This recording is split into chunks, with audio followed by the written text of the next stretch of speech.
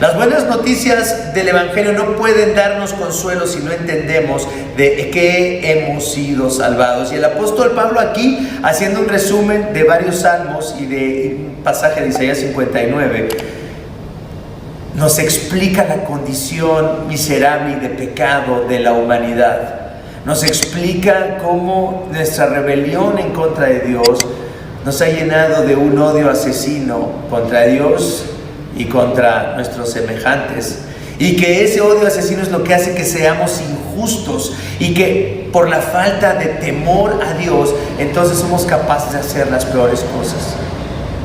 Como cristianos reconocemos que somos capaces de hacer cosas horribles, pero que por la gracia y la misericordia de Dios, por su providencia, porque Él interviene en este mundo, no nos ha dejado llegar al fin de nuestra maldad, no nos ha dejado tal vez llegar hasta donde nuestra maldad y nuestros deseos nos podrían haber llevado, pero en realidad todos somos capaces de lo peor. Y simplemente el hecho de que ignoremos a otros, de que despreciemos a otros o de que insultemos a otros, nos hace asesinos, de acuerdo a lo que Cristo nos enseña en el Sermón del Monte, cuando nos habla de que cualquiera que le diga estúpido, idiota a su prójimo, a su hermano, es realmente como si lo hubiera matado. Cuando alguien está furioso o insulta a alguien, es realmente, dice Cristo, como si lo hubieras matado. Nada más que no tenemos el poder para hacerlo, no nos atrevemos por la gracia de Dios, pero no nos refrenamos porque tememos a Dios o porque amamos a Dios,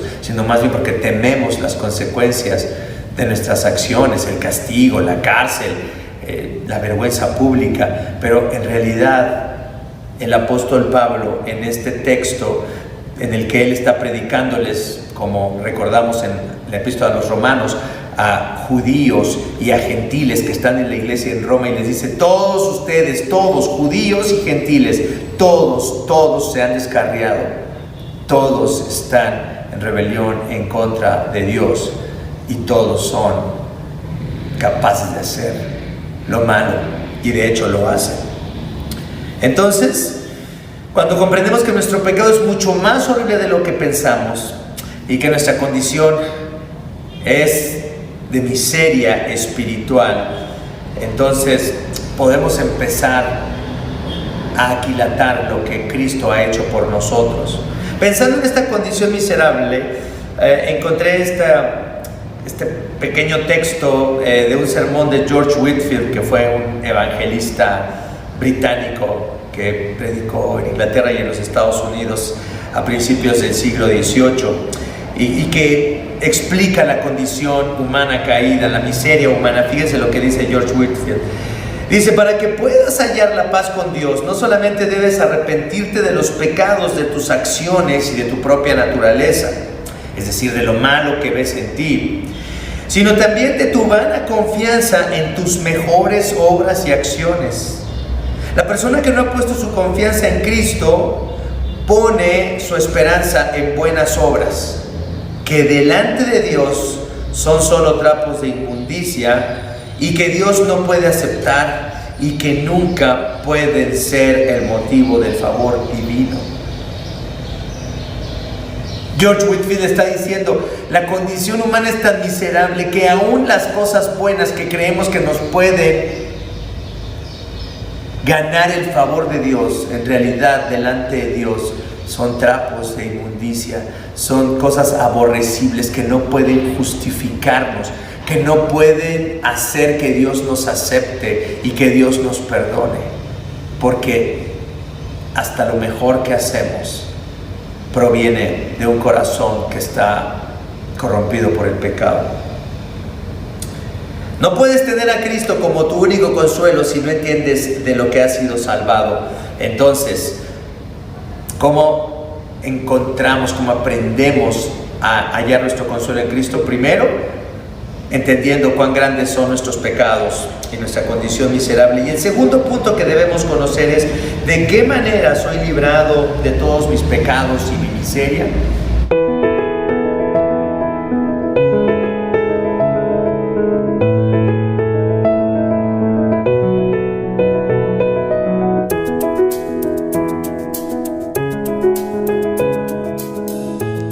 Queridos hermanos, qué bueno que podemos empezar este año también con una nueva reflexión en la palabra de Dios que vamos a hacer basados en el Catecismo de Heidelberg, este Catecismo de 1563 que fue mandado a elaborar, que fue solicitado por Federico III del Palatinado y que fue coordinado por Zacarías Ursino y Gaspar Oleviano. Uno era discípulo de Juan Calvino y el otro de Felipe Melanchthon, que era la mano derecha de Lutero.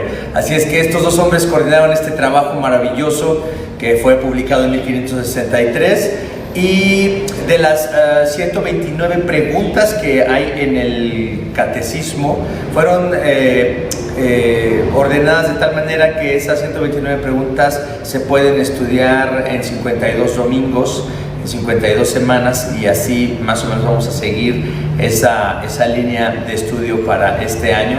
Así es que queremos pedirles que nos acompañen, que nos gocemos en este trabajo que hicieron otros hombres en el siglo XVI y que sigue siendo un documento de muchísima influencia en nuestro mundo, en el mundo protestante, en el mundo evangélico, especialmente en el mundo reformado, y yo creo que va a ser de mucha bendición para cada uno de nosotros. El propósito de esta serie es que al final de este año todos como Iglesia del Redentor podamos amar más a Cristo, podamos comprender más la obra maravillosa que Cristo ha hecho a nuestro favor, y que eso también traiga un profundo cambio, una profunda transformación en nuestra forma de pensar, en los afectos de nuestro corazón, y que al final de este año conozcamos más a Dios y a Jesucristo, a quien Él ha enviado. Así es que hoy empezamos con esta nueva serie de sermones entonces en el Catecismo de Heidelberg. La serie se llama El Evangelio en el Catecismo de Heidelberg, y hoy vamos a empezar con la pregunta 1 y 2. El primer domingo de esta serie ocupa las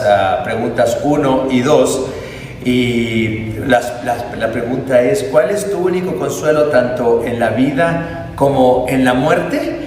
Con esa primera pregunta empieza el Catecismo de Heidelberg.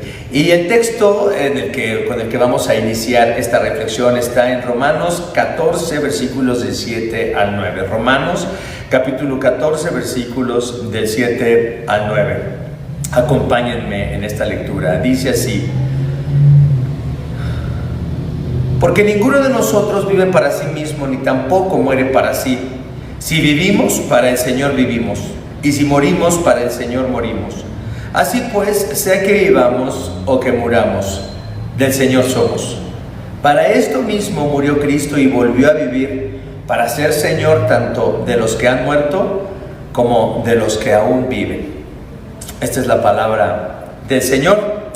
Y los teólogos del Catecismo de Heidelberg asumen en esta pregunta: ¿cuál es tu único consuelo tanto en la vida como en la muerte?, que un cristiano verdadero debe encontrar en Cristo su único consuelo en todos los ámbitos de su existencia. ¿Qué forma tan contundente de empezar este catecismo? Porque al preguntar esto, se establece que la salvación en Cristo debe producir consuelo. Es decir, para los teólogos de Heidelberg, algo muy importante era que los oyentes, que los cristianos que estaban escuchando esta enseñanza pudieran reflexionar si realmente su fe en Cristo producía consuelo para sus corazones. Si realmente alguien, pensaban los teólogos de Heidelberg, si realmente alguien comprende que por medio de Jesucristo sus pecados han sido perdonados y todas sus deudas de justicia delante de Dios saldadas, entonces no debería haber una manifestación más grande de esa salvación que un gran sentido de consuelo y de profunda paz. Por otro lado, la misma pregunta es una buena forma también de evaluar ahora, en el presente, si realmente hemos encontrado en Cristo el único consuelo para nuestras vidas.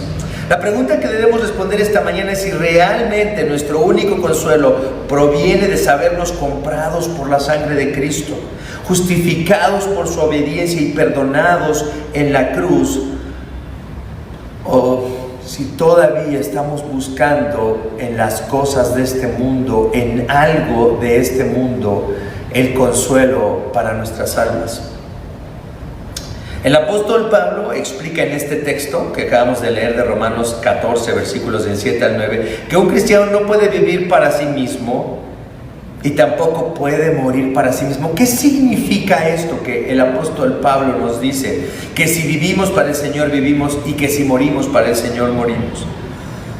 Por ejemplo, en esta época de COVID en la que vemos con toda claridad y de manera muy cercana la posibilidad de morir, lo hemos visto, lo hemos experimentado en este año, hemos visto la muerte alrededor de nosotros. Y en este tiempo tenemos que reflexionar y preguntarnos si estamos viviendo realmente para Cristo o si estamos enfocados en lo mismo que están enfocados los que no conocen a Dios. ¿Qué significa esto?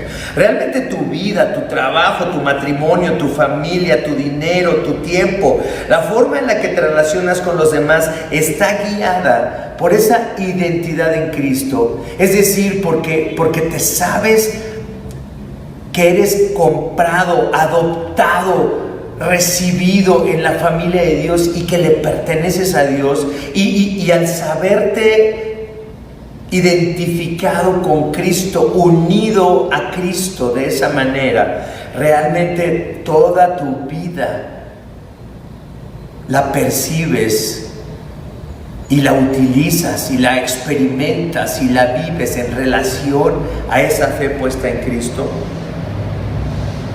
Si solo quieres vivir para estar aquí, disfrutando de la vida, de los placeres, de la gloria humana, de la fama, del reconocimiento, de tu preciosa familia, de tus ilusiones de prosperidad y descanso, si así está tu corazón y si tu consuelo está en esas cosas, entonces debes preguntarte también si realmente tienes a Cristo, si realmente tienes en Cristo más bien tu salvación, si realmente tu salvación está en Cristo. Fíjense algo muy importante, no estamos diciendo que no luchamos contra el deseo de encontrar el consuelo para nuestras almas en algo de este mundo. Más bien estamos preguntando si estamos conscientes por la obra del Espíritu Santo de cuánto dependemos de lo terrenal para nuestro consuelo y si estamos arrepintiéndonos continuamente de encontrar en las cosas de este mundo el consuelo para nuestras vidas. Miren, algo muy importante que tenemos que entender es que a causa de nuestra rebelión en contra de Dios, a causa de nuestra separación con Dios, a causa de nuestro pecado, entonces incesantemente estamos buscando el consuelo para nuestras vidas en las cosas de este mundo. Y por eso los teólogos de Heidelberg preguntan: ¿es Cristo tu único consuelo en la vida y en la muerte?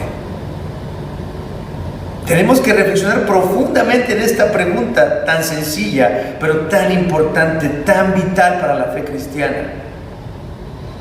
¿Realmente me siento satisfecho? ¿Estoy satisfecho con esta vida? ¿Estoy contento con esta vida? ¿Estoy contento con cómo es la vida, con cómo la experimento, con cómo la vivo?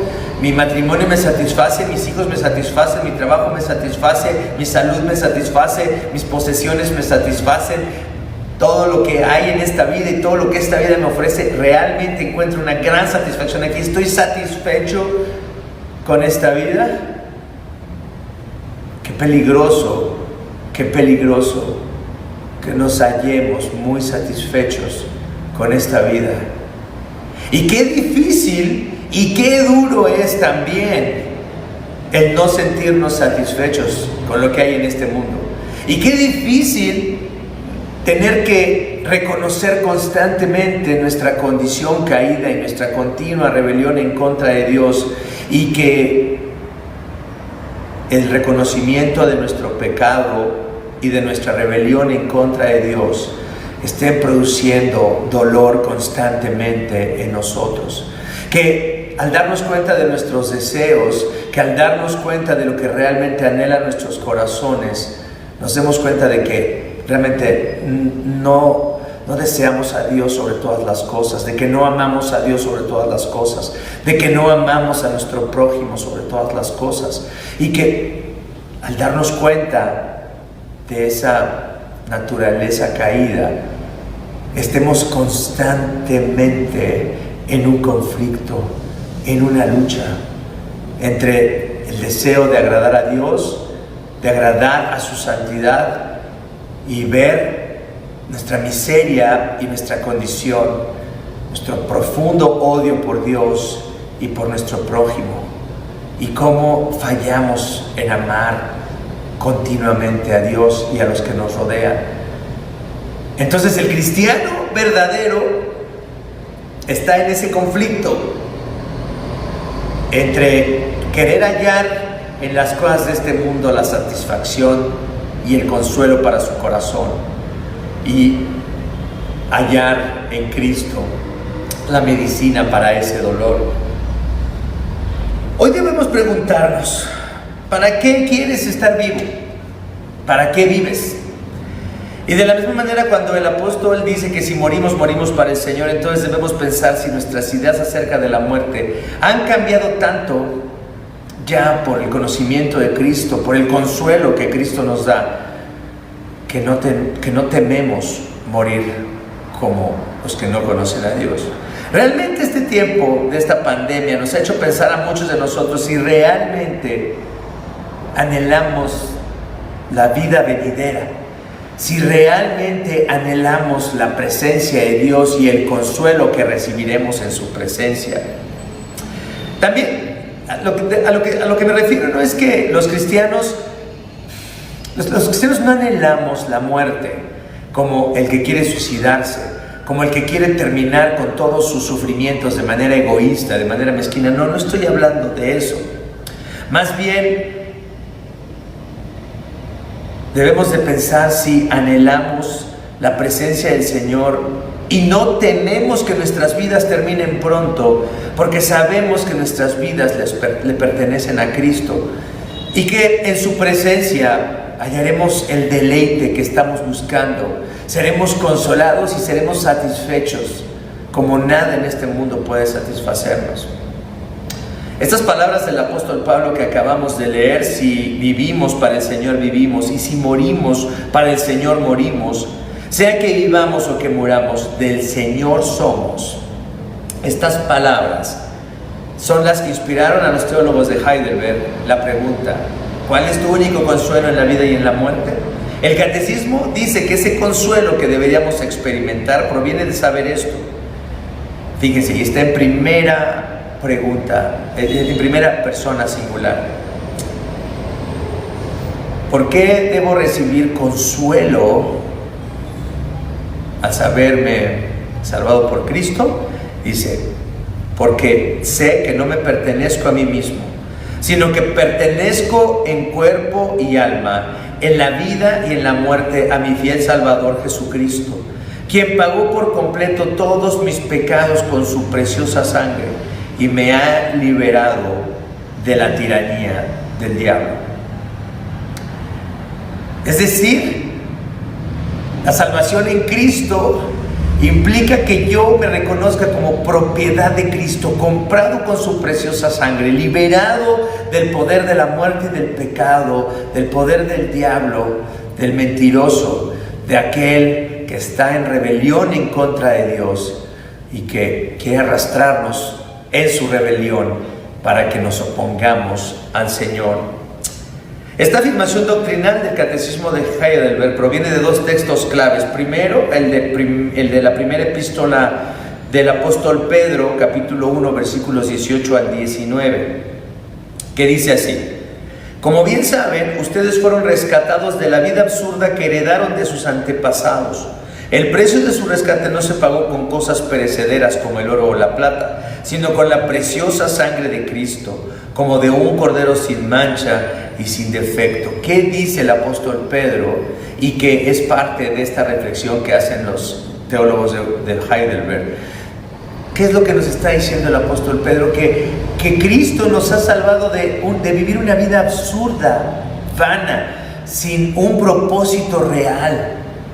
Y que hemos sido rescatados de esa manera de vivir que le damos de nuestros padres, en donde lo importante eran las cosas de este mundo, conseguir fama o fortuna o dinero o éxito, en los que siempre se nos enseñaba, tal vez no a ustedes, pero a algunos de nosotros se nos enseñaba que tienes que ser el primero en todo, el más exitoso, que tienes que ser el que todos respeten, que ser segundo es ser perdedor, y todas estas cosas que tal vez algunos de nosotros recibimos como educación en nuestras vidas, y que muchas personas bien intencionadas siguen utilizando para motivar a sus hijos a hacer las cosas bien. Pero realmente para eso vivimos, para eso vale la pena vivir, para vencer a otros, para ser mejor que otros o más que otros, para demostrar a los demás que valemos. Para eso debemos vivir. Realmente la propuesta del mundo para la vida es una propuesta vacía, una propuesta en la que solamente somos motivados a ser más egocéntricos, más individualistas, a pensar más en nosotros, primero en nosotros antes que en los demás. La filosofía del mundo, la forma de ver la vida de las personas que no conocen a Dios está centrada totalmente en ellos, en sus deseos egoístas, en querer que todos los celebren, los alaben y los pongan en el centro de todas las cosas. Sin Cristo, la vida en este mundo es una vida absurda como la que expresa el apóstol Pedro.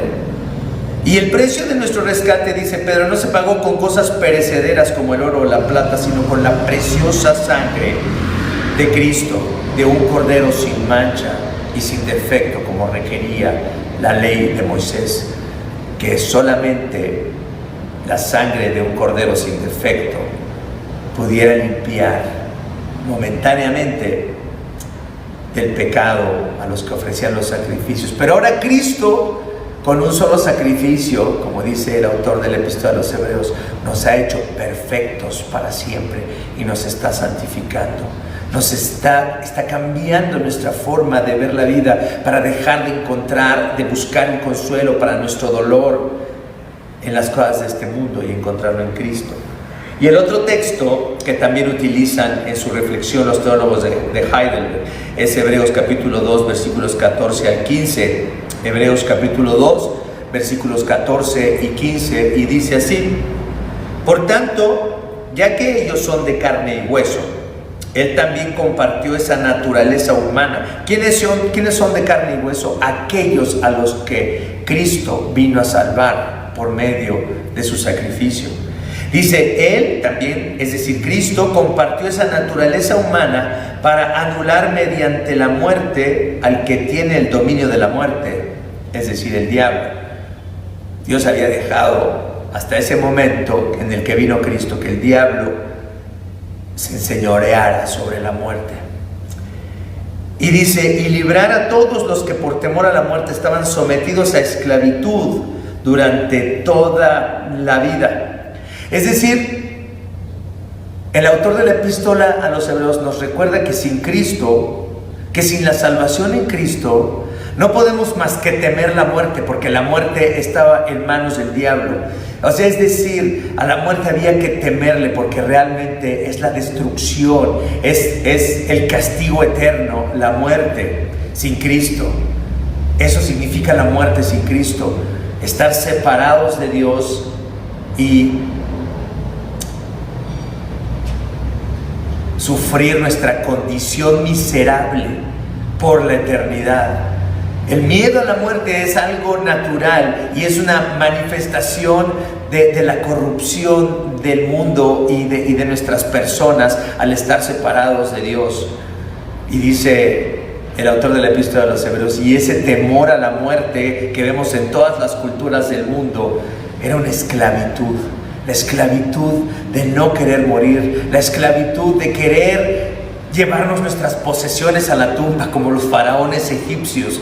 No, me encanta pensar en los faraones egipcios como estas personas que dicen, no, ni la muerte me va a quitar a mis siervos o a mis posesiones. me voy a llevar todo lo que es mío, todo lo que he acumulado para que me acompañe a la otra vida. ¿Cuál es la condición miserable de los seres humanos? Que queremos enfrentar la muerte engañándonos a nosotros mismos. Y el autor de la Epístola a los Hebreos dice: el temor a la muerte es una esclavitud.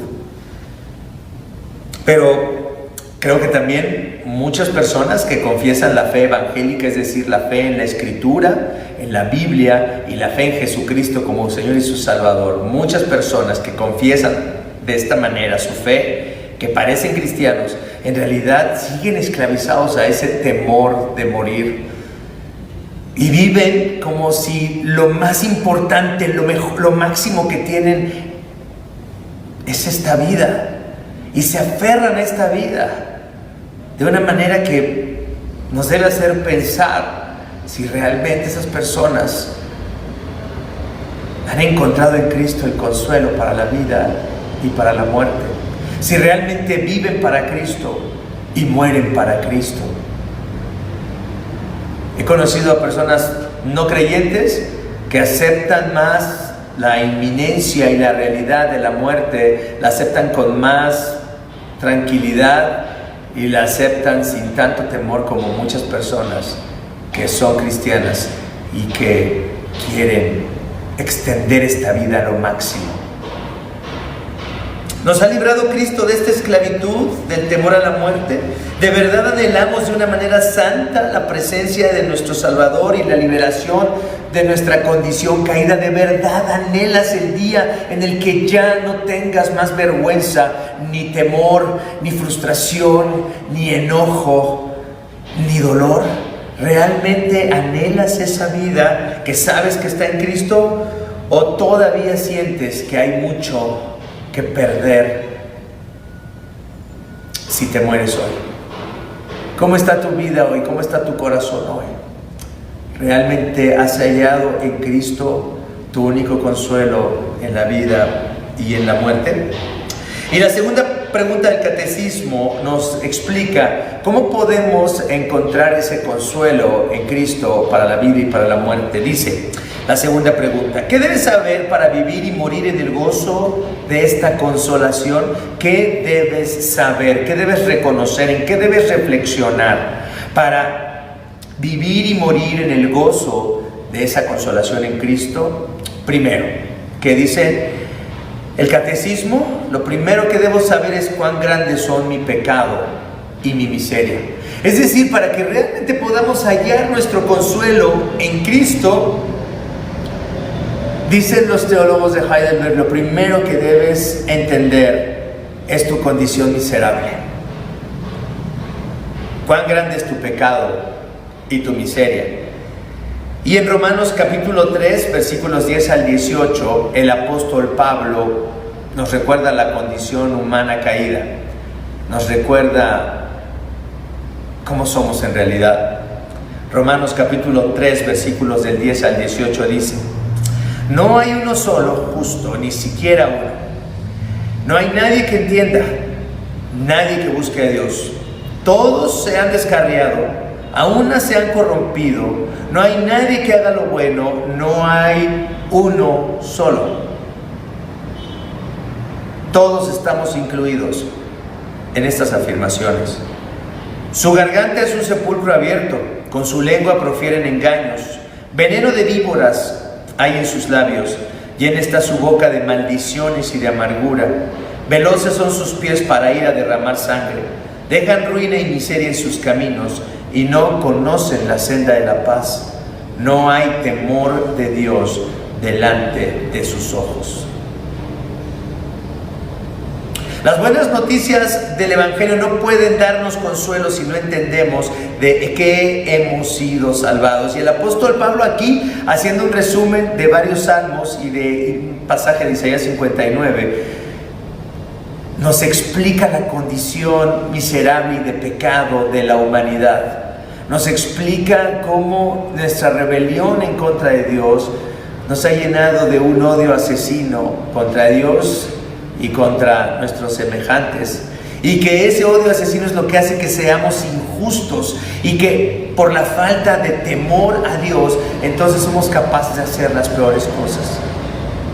Como cristianos reconocemos que somos capaces de hacer cosas horribles, pero que por la gracia y la misericordia de Dios, por su providencia, porque Él interviene en este mundo, no nos ha dejado llegar al fin de nuestra maldad, no nos ha dejado tal vez llegar hasta donde nuestra maldad y nuestros deseos nos podrían haber llevado, pero en realidad todos somos capaces de lo peor. Y simplemente el hecho de que ignoremos a otros, de que despreciemos a otros o de que insultemos a otros, nos hace asesinos, de acuerdo a lo que Cristo nos enseña en el Sermón del Monte, cuando nos habla de que cualquiera que le diga estúpido, idiota a su prójimo, a su hermano, es realmente como si lo hubiera matado. Cuando alguien está furioso o insulta a alguien, es realmente, dice Cristo, como si lo hubieras matado. Nada más que no tenemos el poder para hacerlo, no nos atrevemos por la gracia de Dios, pero no nos refrenamos porque tememos a Dios o porque amamos a Dios,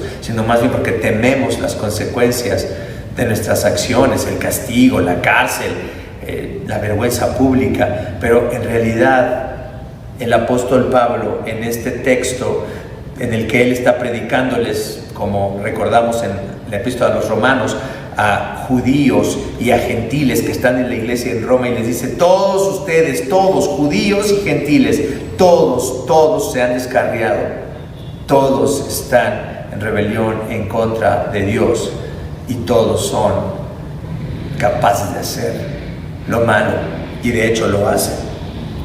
Entonces, cuando comprendemos que nuestro pecado es mucho más horrible de lo que pensamos y que nuestra condición es de miseria espiritual, entonces podemos empezar a aquilatar lo que Cristo ha hecho por nosotros.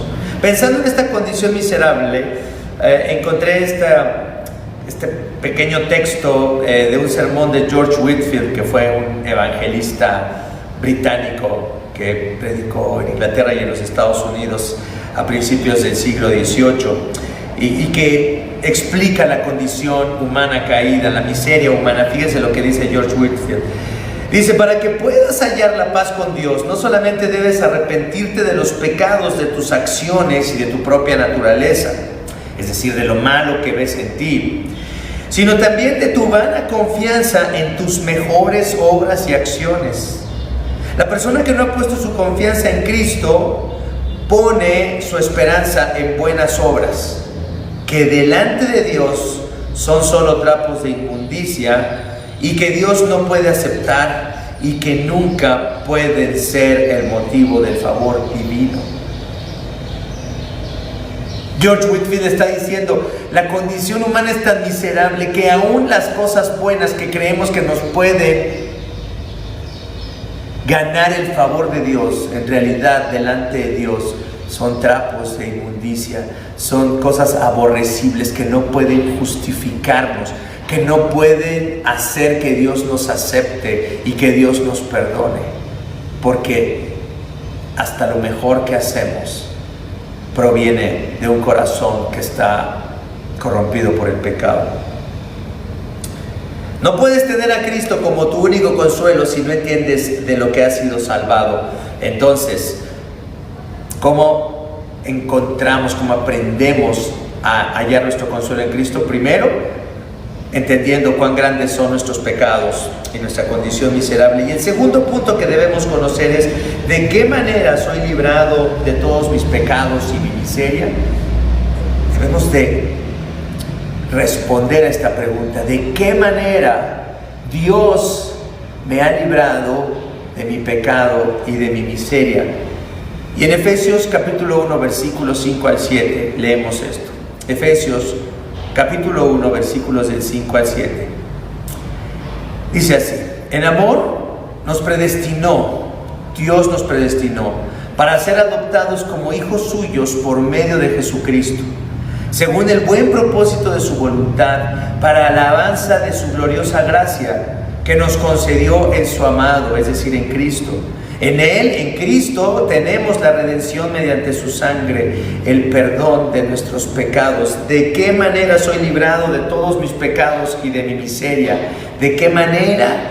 Bueno, pues que Dios me predestinó, me escogió para ser adoptado como hijo suyo por medio de Jesucristo, según el buen propósito de su voluntad, no porque vio algo bueno en mí, no porque vio que yo era una buena persona o que yo iba a aceptar a Cristo y su sacrificio hecho a mi favor, sino por el buen afecto de su voluntad, porque así le plació a Dios, porque su buena voluntad determinó que yo le conociera, que yo fuera perdonado, que yo fuera adoptado como hijo del Señor. Dice, para alabanza de su gloriosa gracia que nos concedió en su amado, es decir, para que esa gracia que Dios nos ha mostrado traiga alabanza al nombre de Cristo. Y en Él, en Cristo, tenemos la redención mediante su sangre, el perdón de nuestros pecados. Así gratuitamente Dios ha decidido salvarnos, así gratuitamente Dios ha decidido olvidarse de nuestros pecados, de nuestra condición miserable y de nuestra rebelión en su contra, por medio de Jesucristo, viéndonos en Cristo, viéndonos a través de la sangre de Cristo, comprados por la sangre de Cristo, justificados por la sangre de Cristo, santificados por la sangre de Cristo.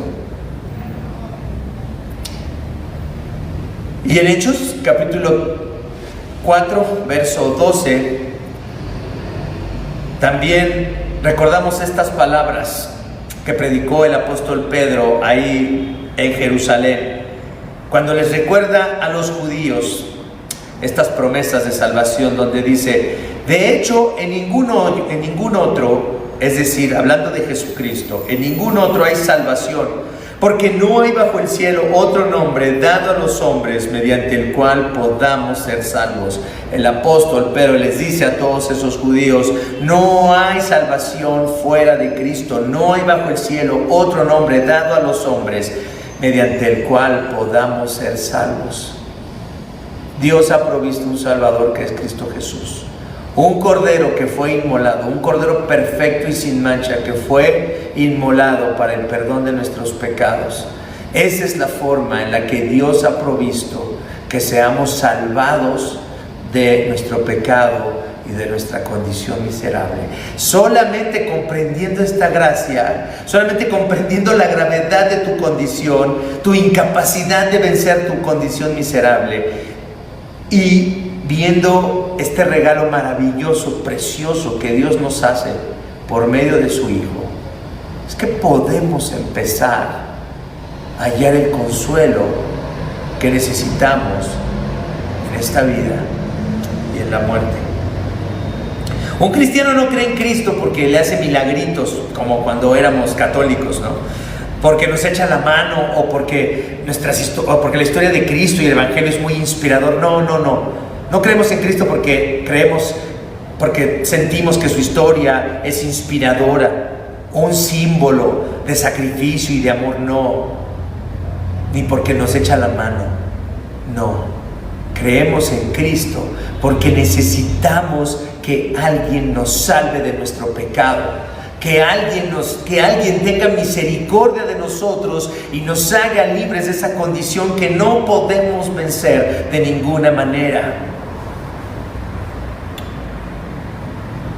Es en esta realidad de la vida, la muerte, resurrección y ascensión de Cristo que encontramos el consuelo para vivir y morir. Y el tercer punto del que hablan los teólogos de Heidelberg es este. Otra cosa que debemos entender para poder realmente experimentar ese consuelo en Cristo. ¿Cómo voy a agradecerle a Dios por tal liberación? Entonces, los que trabajaron en el catecismo de Heidelberg, en el último punto de esta segunda pregunta, nos llevan a reflexionar cómo debiera ser nuestra respuesta si realmente comprendemos lo que ha sido hecho por nosotros en Cristo Jesús. ¿Cómo debo responder a lo que Cristo ha hecho por mí? al perdonarme de manera gratuita por su sangre, al rescatarme de una condición que no puedo superar por mis propias fuerzas. ¿Cómo voy a agradecerle a Dios por tal liberación? Los que trabajaron en el catecismo de Heidelberg eligieron, entre otros varios textos, este texto de Primera de Pedro, capítulo 2, versículos 9 al 10, que dice así: pero ustedes son linaje escogido, real sacerdocio, nación santa, pueblo que pertenece a Dios, para que proclamen las obras maravillosas de aquel que los llamó de las tinieblas a su luz admirable. Ustedes antes ni siquiera eran pueblo, pero ahora son pueblo de Dios. Antes no habían recibido misericordia, pero ahora ya la han recibido. El apóstol Pedro dice: si ustedes comprenden que antes no eran pueblo de Dios, no tenían nada que ver con Dios, estaban alejados de Dios y no habían recibido misericordia, es decir, solamente estaban bajo el juicio de Dios, sin misericordia, sin perdón. Si ustedes comprenden eso, entonces ahora que están en Cristo, tienen que saber esto, que ustedes ahora son un real sacerdocio, una nación santa, un pueblo escogido por Dios. ¿Para qué? Para que anunciemos las maravillas de aquel que nos llamó de las tinieblas a su luz admirable. ¿Cómo respondemos a esta salvación tan grande? Simplemente testificando de lo bueno que ha sido Dios con nosotros, sirviendo de testimonio constante a este mundo que está en rebelión en contra de Dios, como estábamos nosotros antes, sirviendo de testimonio de la bondad y del amor de Dios que nos ha mostrado en Cristo Jesús, para que otros que están como nosotros estábamos, puedan también venir y encontrar en Cristo esa salvación y ese consuelo para la vida y para la muerte. ¿Cómo respondo por esta salvación? Utilizando mi vida, mi tiempo, mi dinero, mi matrimonio, mi relación con mis hijos, mi ministerio, mis posesiones, mis talentos, mi profesión, lo que sea que Dios me haya dado, lo voy a utilizar para dar testimonio de Jesús. Y fíjense una cosa, no estamos hablando de que ahora nuestra respuesta debe ser una vida perfecta. No, no es perfecta. Simplemente es una vida que reconoce su condición miserable, que reconoce su necesidad de un Salvador y que en congruencia con eso, así camino humildemente en la luz que Dios nos ha dado en Cristo, reconociendo lo terrible de mi condición y proclamando que Jesucristo es mi Señor. Fíjense, en este texto, en el segundo texto que también utilizan los teólogos de Heidelberg, podemos ver cómo respondemos, cómo debemos responder a esa salvación tan grande que tenemos en Cristo. Dice Efesios capítulo 5, versículo del 8 al 10. Efesios capítulo 5 del 8 al 10. Porque ustedes antes eran oscuridad, pero ahora son luz en el Señor. Vivan como hijos de luz. El fruto de la luz consiste en toda bondad, justicia y verdad. Y comprueben lo que agrada al Señor. Es decir, ¿cómo respondemos a la salvación de Dios viviendo en la luz? Es decir, no negando que somos pecadores, no tratando de ocultar nuestro pecado, no tratando de pretender que ya somos perfectos y que todo está bien en nuestras vidas. No, no es cierto, no todo está bien en nuestras vidas. Tenemos conflictos, tenemos problemas, luchamos con el pecado, con deseos pecaminosos, luchamos con adicciones, luchamos con falta de amor, luchamos con falta de perdón, luchamos con malos hábitos, luchamos con muchísimas cosas como cristianos. estamos rotos, estamos caídos, pero hemos sido salvados y hemos sido perdonados. Y esa es una realidad del Evangelio, es una verdad del Evangelio. Caminamos en la verdad del Evangelio, y esa verdad implica dos cosas: reconocer constantemente nuestra condición rota y caída y rebelde delante de Dios, que todavía está presente en nuestras vidas, y al mismo tiempo la realidad y la verdad del Evangelio, de que a pesar de ser lo que somos, somos amados, somos perdonados, somos queridos y hemos sido adoptados y recibidos como hijos de Dios por medio de Jesucristo. Eso es caminar en la verdad. Eso es caminar en la justicia de Dios, no en nuestra justicia, sino en la justicia de Cristo. No quiere decir que somos justos y que ya no hacemos nada injusto, no. Seguimos siendo injustos, seguimos estando necesitados del perdón de Cristo todos los días de nuestra vida.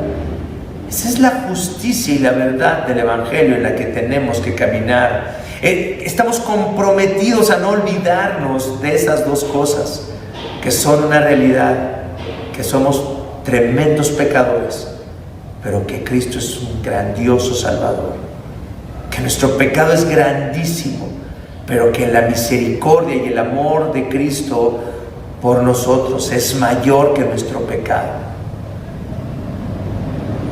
Esta es la forma de responder a la salvación que Dios nos ha dado, no olvidando lo que ha sido hecho a nuestro favor, testificando en todos los ámbitos de la vida que somos terribles pecadores, pero que tenemos un grandioso Salvador, que somos rebeldes delante de Dios, pero que Él nos ama y que nos está cambiando y que nos está transformando y que nos está desafiando y que está santificándonos y que nos está haciendo pasar por situaciones y circunstancias difíciles para que Cristo sea formado en nosotros, para que Cristo sea formado en nuestro carácter, para que al enfrentar el pecado y al luchar contra ese pecado y al oponernos a ese pecado, porque no queremos ofender a nuestro Dios, aún de forma imperfecta, haciendo esos esfuerzos,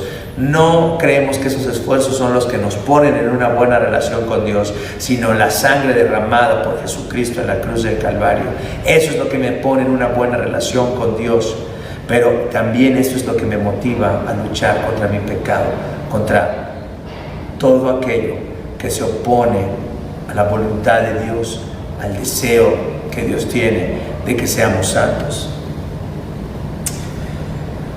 Una persona que haya el consuelo para su vida en Cristo, entonces se dedica de cualquier manera a servir al Señor, proclamando todo lo que Cristo ha hecho en su vida, y se mantiene en la luz de la verdad. Dice en Isaías 41, para terminar, estas palabras preciosas: consuelen a mi pueblo, dice el Señor. Consuelen a mi pueblo, dice el Señor. El Señor desea que seamos consolados, que sepamos que somos amados y que Él desea acabar con todo nuestro dolor. Él nos ha enviado el consuelo que necesitamos para vivir y morir, y nos lo ha enviado por medio de su Hijo. Hoy es un buen día para arrepentirte de tu rebeldía delante de Dios. Hoy te invito a que vengas a Cristo arrepentido y que recibas esa sangre para el perdón de tus pecados. Deja de huir del Señor, deja de tratar de ocultarte de Dios, aún tratando de hacer cosas buenas. Ninguna de esas cosas buenas te puede salvar, sino la sangre que fue derramada para el perdón de tus pecados. No importa lo que hayas hecho, no importa cuál sea tu historia, hoy es el tiempo de venir a Cristo y dejar que Dios te consuele de tu dolor, de tu miseria, de tu pecado.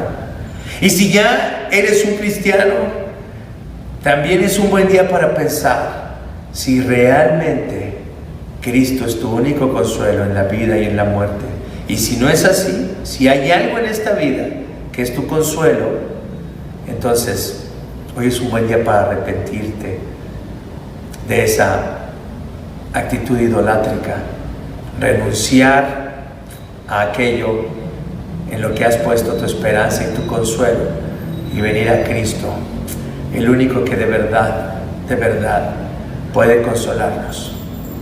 Vamos a orar. Padre Santo, te damos gracias porque hemos encontrado en medio de nuestra miseria y de nuestra rebelión, hemos encontrado el consuelo para nuestro dolor, para nuestra vergüenza, para nuestro temor, para nuestro odio. Hemos encontrado el consuelo en Cristo Jesús. Padre, gracias por darnos un Salvador que puede aceptarnos así como somos, así horribles, sucios, descarriados, rebeldes.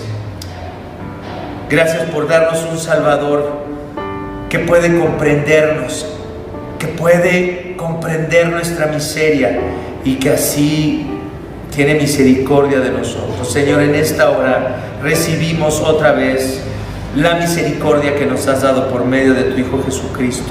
No queremos buscar algo más en esta vida. Renunciamos a buscar algo que nos consuele en esta vida y ayúdanos a descubrir y a ver las cosas a las que nos aferramos en esta vida para consuelo de nuestros corazones, que podamos renunciar a ellas, que podamos hacerlas a un lado, que podamos dejarlas a un lado, aunque en esa lucha contra el pecado muchas veces sentimos que nos morimos. Pero qué bueno es morir a este mundo y vivir para ti. Qué bueno es sentir esa sensación de muerte cuando nos arrepentimos de lo malo. Y qué bueno es hallar nuestra vida, nuestro consuelo y nuestra esperanza en la vida y en la muerte solamente en Cristo. En ese nombre precioso oramos y te damos gracias hoy. Amén. Amén.